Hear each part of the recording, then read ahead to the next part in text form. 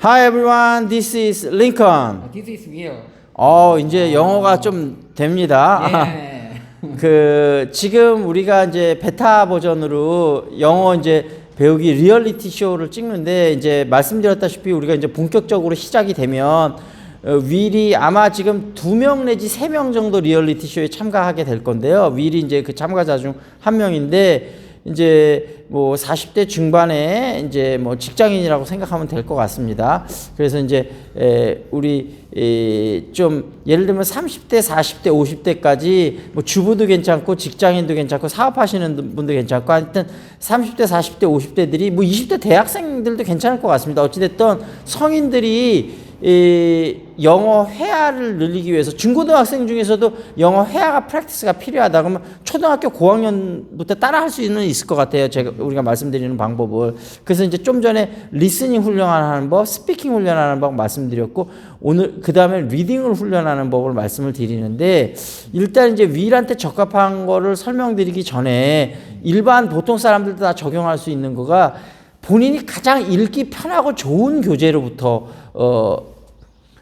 시작을 하라고 말씀드리거든요. 예를 들면 어떤 사람이 해리포터를 좋아한다 그러면 해리포터를 시작할 수도 있는데, 어떤 사람한테는 해리포터가 어려울 수도 있고 또 재미없을 수도 있잖아요. 그러니까 그리고 윌한테는 제가 아까 하나 추천드렸던 건, 윌이 이제 프리미어 축구를 좋아하거든요. 그래서 인터넷이나 이런 데서 프리미어 기사를 보고 영어 기사를 보면서 모르는 단어 같은 거 하나 찾아라, 그걸 추천을 드렸고, 그 다음에 또 하나 추천드리고 싶은 거는, 아마 인터넷을 볼 때 내가 찾을 수 있을 것 같은데, 윌이 옛날부터 어린 왕자라는 책 좋아했었잖아요. 어린 왕자 영어로 돼 있는 스크립트, 그거를 리딩해도 좋을 것 같거든요. 그리고 그게 워낙 재밌기도 하고 굉장히 내용도 교훈적이잖아요. 그래서 저는 그것도 괜찮을 것 같아요. 어떻게 어린 왕자 그걸 구할 수 있을까요? 인터넷으로? 영어 버전? 그러면 그 두 개를 한번 읽는 걸 추천을 드리는데, 그리고 윌이 두 개를 다 해봐도 되고 두 개 중에 하나만 해봐도 좋고, 일단 하면서 본인한테 더 효과가 좋은 걸로 하면 좋을 것 같은데, 윌이 지금 생각할 땐 두 개 중에 어떤 게 좀 더 나을 것 같아요? 그냥 어린 왕자. 어린 왕자가 좋습니까? 그래요. 그러면 어린 왕자를 우선으로 메인으로 하고, EPL은 뭐 좀 찾아서 있으면 하는 걸로 그렇게 했으면 좋고요. 어린 왕자에서 일단 한국말로 윌이 가장 기억 남는 구절은 어떤 게 좀 있었어요? 예전에 읽어보면서. 한국말은 좀 기억이 안 나고. 네. 사실 영어 버전은 예전에 읽었었어. 거기 중에 이제 가장 기억에 남았던 게 Try to be happy 라는 구절이 좀 기억에 남았는데, 그러니까 Try to be는 뭔가 이렇게 시도해 보자는 뜻이잖아요. 근데 행복이라는 게 그냥 다가오는 게 아니라 행복해지기 위해서 시도를 하고 마음가짐을 먹어야 올 수 있다 라는 맞는 얘기죠. 네. 하는 건데, 이게 그 장미가 어린 왕자가 떠났을 때 그 장미가 이제 어린 왕자한테 해준 말이거든요. 그거 하고 또 있어요. Anything essential is invisible to the eyes. 그러니까 본질적인 거는 눈에 보이지 않는다. 본질. 그러면 윌이 실제 경험에서 본질적인 게 눈에 보이지 않은 경험 어떤 게 있어요? 그러니까 뭔가 눈에 보이지 않지만 바람이 이루어지는 거? 그럼 예를 들면 윌은 어떤 바람이 이루어진 적이 있어요? 기존에 제가 요즘 이제 예전에 뭐 믿으면 이루어진다 이런 게 좀 한때 좀 유행이었잖아요. 그래서 뭐 자전거가 갖고 싶다 하고, 뭐 글자 큰 성경책이 갖고 싶다 하고, 그 다음에 뭐 배드민턴 칠 사람이 생겼으면 좋겠다 이렇게 생각을 하고 강하게 믿었는데 진짜 다 이루어졌거든요. 그래요.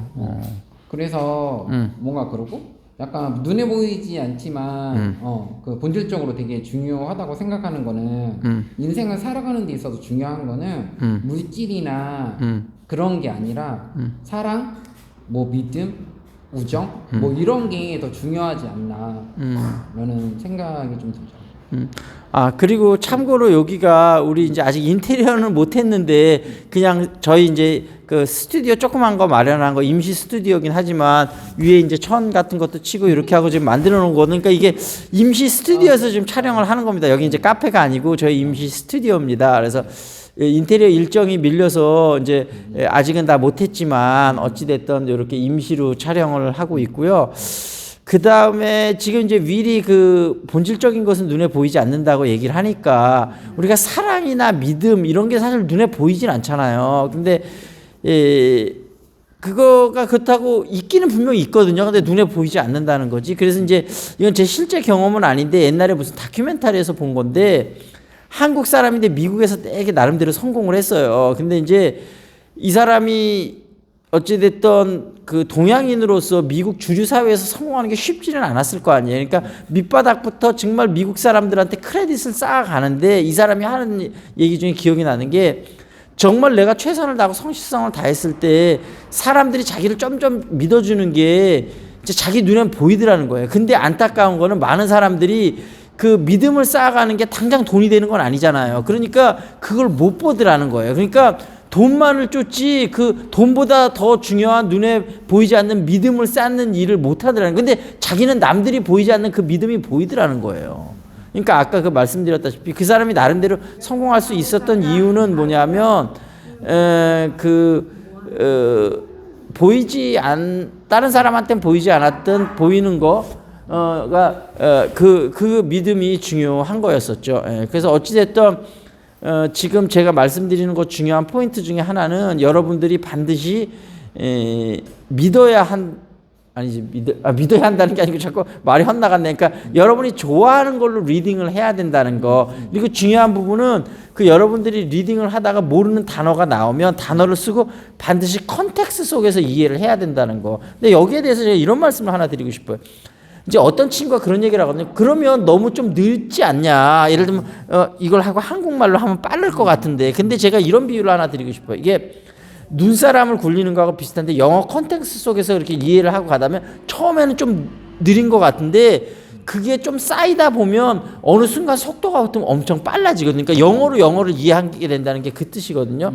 그래서 우리가 가끔 윌 혹시 그런 경험 했는지 모르겠는데 외국인들하고 원어민들하고 얘기를 하다가 외국인이 뭔가 물어봤는데 내가 이야기를 할 때 내가 학원에 가서 돈 내고 얘기할 때는 내가 좀 천천히 얘기하고 좀 반응이 늦어도 기다려줘요. 선생님이 어차피 자기는 월급 받는 거니까. 근데 실제 생활에서는 여러분이 한두 번은 그렇게 봐줄지 모르지만 나중에는 원어민들도 대화하기 짜증나거든요. 뭔가 얘기했는데 반응이 바로 안 나고 좀 몇 초 있다 나오면 대화하기가 싫어지는 거거든요, 솔직히. 그래서 그 여러분들이 영어로 이해한다는 게 어떤 선택의 요소가 아니고 반드시 이센셜하게 돼야만 되는 부분인 거거든요. 그래서 여러분들이 그 부분을 꼭 이해를 하시면 좋을 것 같아요. 그래서 처음에 늦을지 모르지만 가속도가 붙기 시작하면 엄청 빨라진다. 그것이 그런 부분을 좀 이해를 하시면 좋을 것 같아요. 그리고 그 다음에 또 어떤 부분이 좀 있을까요? 라이팅은 어차피 우리가 별도의 편에서 한번 다룰 거고요. 그 다음에 혹시 뭐 예전에 뭐 리딩 공부하거나 뭐 토익 시험 같은 것도 본 적 있을 거 아니에요, 윌? 네. 혹시 보면서 리딩 부분에 평소에 궁금했던 거나 뭐 물어보고 싶은 거 있었나요? 그냥 무작정 읽어야 되는지를 잘 모르겠어요.